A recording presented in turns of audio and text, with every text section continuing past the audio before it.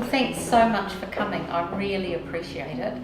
And you people have been really important parts of SKaR, and it would be really cool to hear from you some of the things that you've discovered along the way, what you think differences that things have made, etc. So we'll see where we go.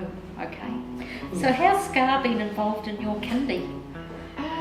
We've loved having involvement with SKaR. A few years ago he came along and offered us an opportunity to work with and SKaR and just have been there to support us and walk alongside our philosophy with working with children and talking to the children about the messages of strong, kind and respectful.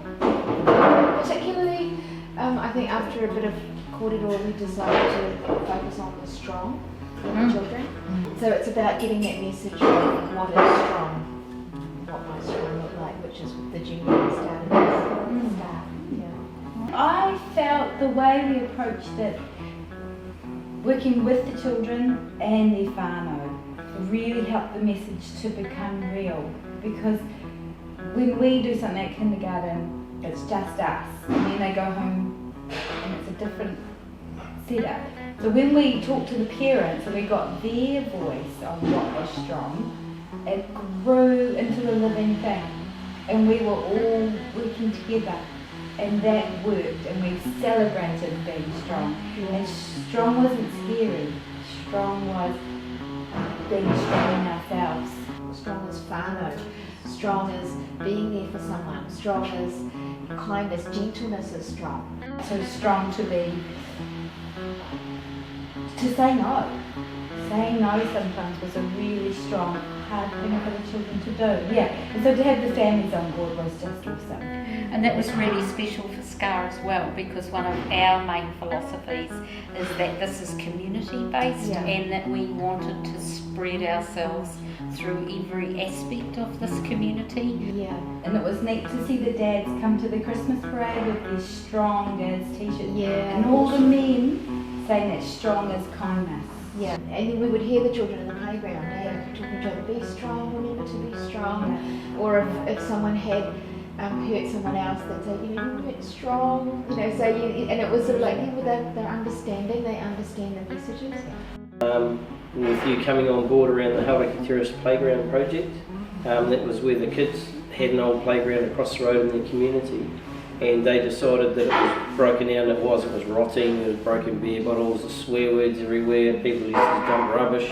The last thing it was used for before it got pulled down was to take an engine out of a car, hanging off the flying fox, so it wasn't actually a place anyone would play. I had the odd kid who'd go there to hide from the parents when they thought they were going to get a real bad hiding, and they'd stay there till dark until the parent went back inside, and then they'd sneak back into the house. And so they decided they wanted to make a change.